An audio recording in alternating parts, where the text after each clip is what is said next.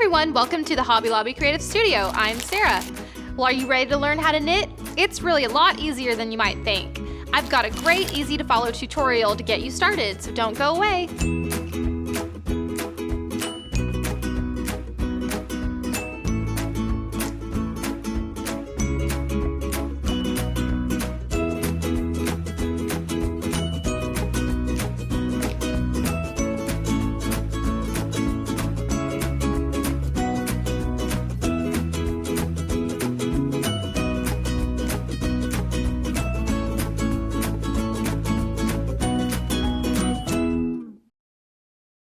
Well, one thing is for sure, knitting is definitely making a comeback, and rightfully so.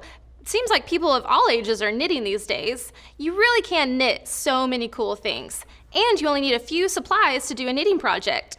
Some yarn, a pair of knitting needles, some finishing needles, and a pair of scissors, of course. So we need to talk about yarn and needles first off. How do you know what kind of needles to buy? Well, there are lots of different needles out there to choose from. Lots of different finishes available as well. So it's really fun to experiment and find out which kind of finish that you prefer. A lot of beginners choose to purchase some 10-inch long bamboo needles like these here. Bamboo needles are really nice to use because they're not quite as smooth, shiny, or polished as other finishes can be, which means that your yarn is just going to stay put a little bit better on these needles and not slide around quite as much. And trust me, as a beginner, you're going to appreciate when your yarn slides around as little as possible. If you're wondering what kind of yarn to buy, look for a medium weight yarn with a smooth texture. How you know it's a medium weight yarn is indicated by this little number 4 here on the label, right on top of this little yarn icon. And then just make sure that it's got a smooth texture because you're going to be able to see your stitches much more easily that way.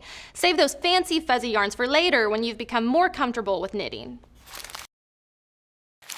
The first thing we ever have to do when starting a knitting project is to cast on. There are a lot of different methods of casting on, but no matter which one you choose, what you're essentially doing is creating a foundational row of stitches for the rest of your piece to be built on. So I'm just going to keep it really simple for you today and show you how to do the easiest, I think, of all the cast on methods, which is the single cast on. This is a really easy cast on for beginners to learn especially, and it really allows you to get some stitches onto your needle very quickly. So let me show you how to do that cast on now. The first thing we do when we cast on is we make a slip knot. To make a slip knot, just work at one end of your yarn here. There's lots of different ways to make a slip knot, but I just like to use my 2 fingers and wrap the yarn all the way around them once and then halfway around again, and then put this piece of yarn through this loop that you've now formed on your fingers and pull it through, and then you should have what looks like a piece ribbon. So in this loop now, insert your knitting needle. And now the working piece of yarn, which is still the piece of yarn that's attached to your yarn ball or your yarn skein, should be the piece that when you pull on it, it tightens up this slip knot. So if it's not, you've just got it reversed. So just take your pieces of yarn off, reverse them, and then tie your slip knot again, and you should be good to go. So with your end of yarn here, we're going to tuck that away and just keep a hold of it with our right hand. Then we're going to pick up our working piece of yarn with our left hand and just kind of drape it over your 4 fingers just like this, leaving your thumb free. Now go ahead and close your fingers around your yarn and you've formed what looks like a thumbs up. So from this point, you're going to scoop your thumb onto the front side of your yarn, wrap it all the way around the back, and then return to that thumbs up position. Then you're going to dip your needle inside of this loop that you've now formed on your thumb, start to push it through, and then release your thumb completely from that loop. And then return to that same thumbs up position and do this again. So you're going to scoop, rotate all the way around till you end back up in your thumbs up, scoop this into your loop and release your thumb completely. And pull it so that it's just a comfortable fit on your needle. So this is really a quick way to cast on. It's very simple and easy. And if I could give you a piece of advice for this cast on method, it would be to make sure that your stitches stay nice and loose and comfortable on your needle. You don't want to pull them so tight that they are squeezing the life out of your needle. You just want them to be nice and loose and relaxed on your needle, because what you're going to be doing is going into these stitches whenever you knit your first row. So the more relaxed your stitches are at this point, the easier it's going to be to get your needle through your cast on stitches. Now that you know how to cast on, it's time to learn a couple of stitches. There are two basic stitches of knitting, the knit stitch and the purl stitch. So this is what a knit stitch looks like. It kind of has the look of little V's, doesn't it? So let me show you how to make the knit stitch now.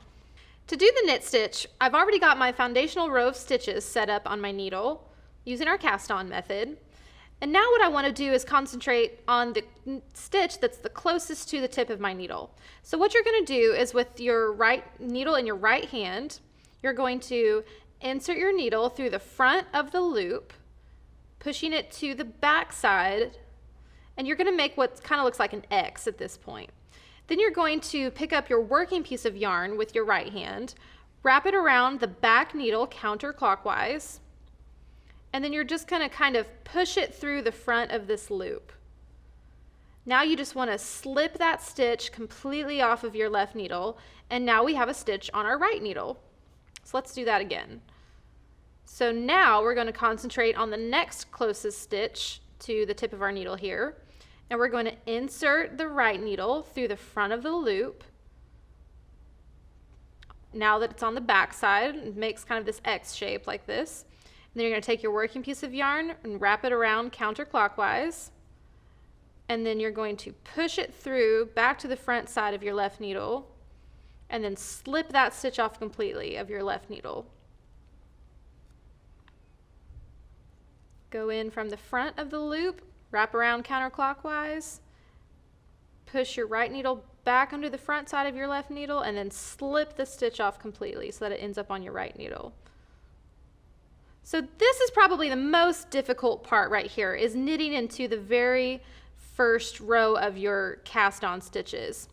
But don't worry, that's what I'm here for. I'm going to walk you through every step of this, and it really just takes a lot of practice to get it right, and a lot of patience too. I promise anybody who ever started knitting had plenty of jumbled messes to show for it when they first started. So just practice, practice, practice, and I promise that eventually it will just all click. Let's talk about the purl stitch now. This is what the purl stitch looks like. Kind of looks like horizontal links in a chain, doesn't it? So let me now show you how to do the purl stitch. Once again, I've just got my single row of cast on stitches on my needle. And before we do any work, what we want to do is actually pull the working yarn to the front of our workspace, because we were previously working with it back here with a knit stitch, but now we're going to be working on the front side of our needle, and so we want to complement that and bring the working yarn to the front side as well. So after you've done that, you can take up your empty needle in your right hand. And this time what we're going to do is, still concentrating on the closest stitch to the tip of the needle, we're going to insert our needle from right to left now on the front side of the left needle. So find your way through that stitch on the front side, and we're going to make an X shape now, just like we did with the knit stitch, but now the right needle is on top of the left needle. So with our working yarn here at the front, we're going to wrap it around counterclockwise, and then push it through that stitch to the back side, and then slip that stitch off of your left needle completely. So now we have a stitch on our right needle. So let's do that again. We're going to go into our stitch on the front side, right to left, wrap your yarn around counterclockwise, and then push that stitch through the back side and slip that stitch off of your needle. So purling, very similar to the knit stitch. You're just working on the front side of your left needle instead of the back side. Whenever you're done knitting your project to your desired length or whatever length your pattern is called for, it's time to do what we call binding off. Binding off is done across your entire row, and it results in a nice, clean, finished edge that won't unravel. So an easy and effective bind off method is called the basic bind off. So let me show you how to do the basic bind off. To do the basic bind off, what you're going to do is knit the first 2 stitches here on your left needle. So go into each one just like you're doing a regular knit stitch. And transfer that stitch to your right needle. So there's 1.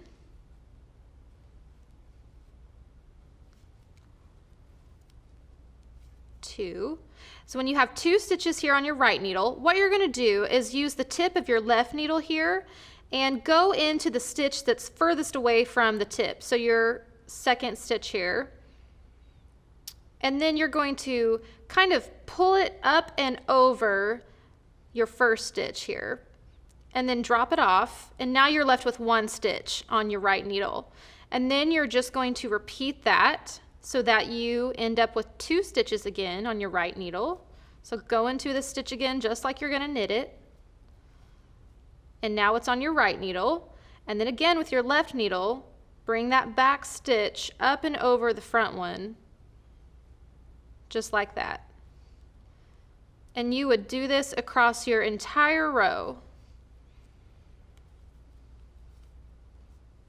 So when you're at the point where you've gone across your entire row and you've got 1 stitch left on your left needle and 2 on your right needle, go ahead and pick this stitch up like you were doing before and bring it up and over the front one.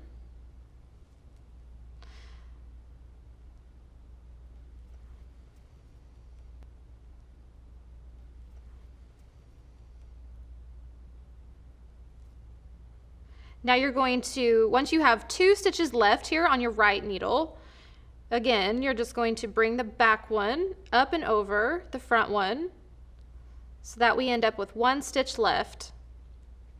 So when you're at this point, pull up slightly to kind of make a larger loop right here, and go ahead and clip your yarn.